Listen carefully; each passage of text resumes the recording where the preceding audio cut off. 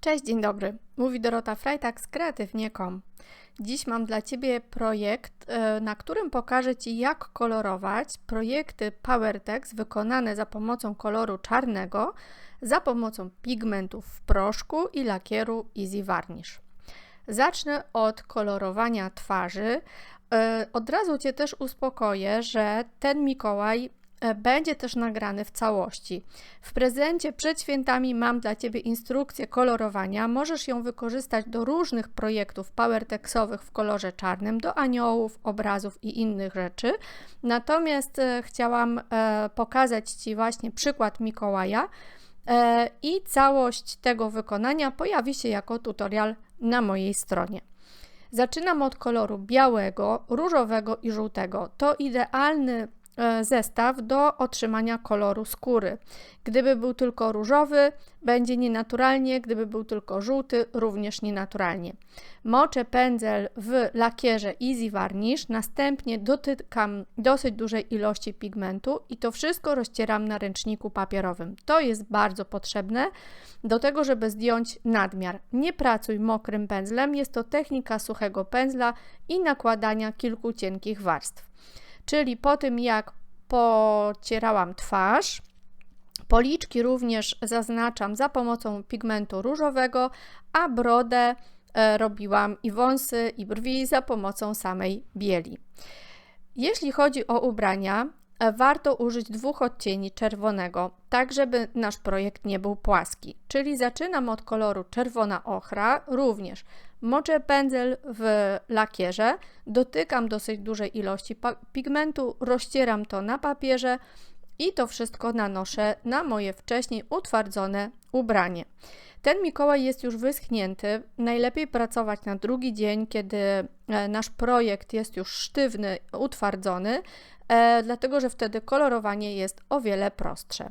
Nie zapominam o czapeczce, ją również pocieram za pomocą właśnie czerwonej ochry, a na koniec, kiedy już wszystko mam pokolorowane, sięgam po pigment czerwony.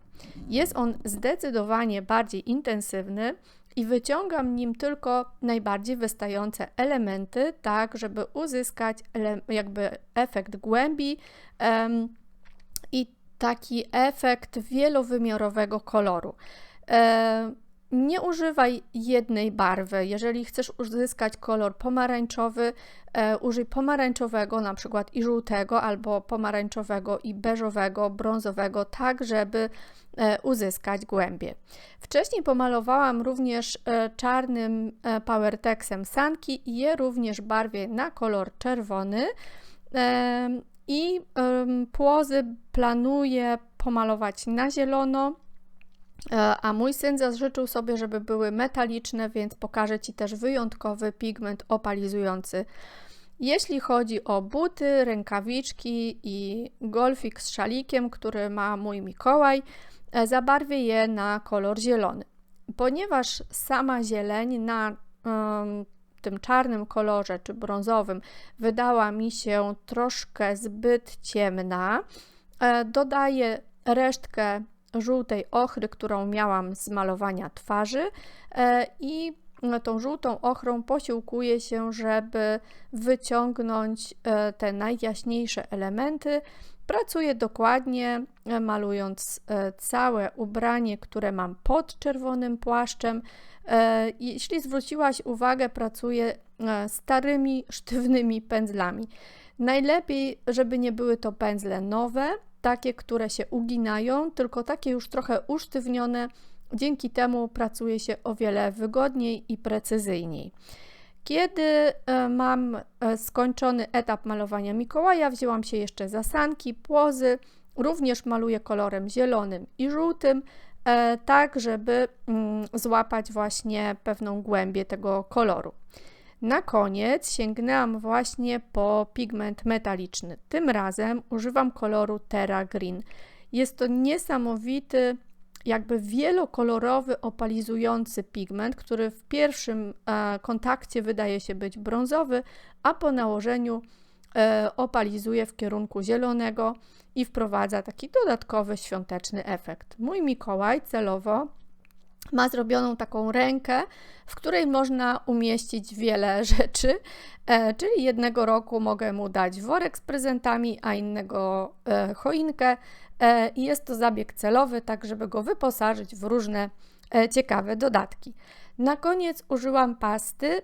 Jest to pasta strukturalna Easy Structure, która pozwala mi zrobić imitację futerka. Futerko pojawiło się też na filmie, bo moi asystenci niecierpliwie zaglądają, co tam słychać po drugiej stronie kamery, czyli Otis nam towarzyszył jak najbardziej. Pastą strukturalną zaznaczam wszystkie elementy, różne ilości tej pasty, na czapce troszkę więcej, na płaszczu troszkę mniej i na koniec oczy.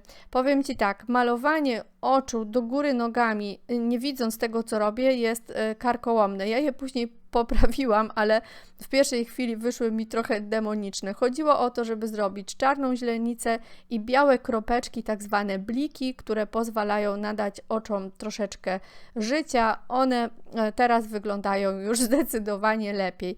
Ale tak, żeby Ci pokazać, jak właśnie koloruje się postać PowerText, myślę, że będzie to pomocne. Pozdrawiam Cię świątecznie, do zobaczenia, pa!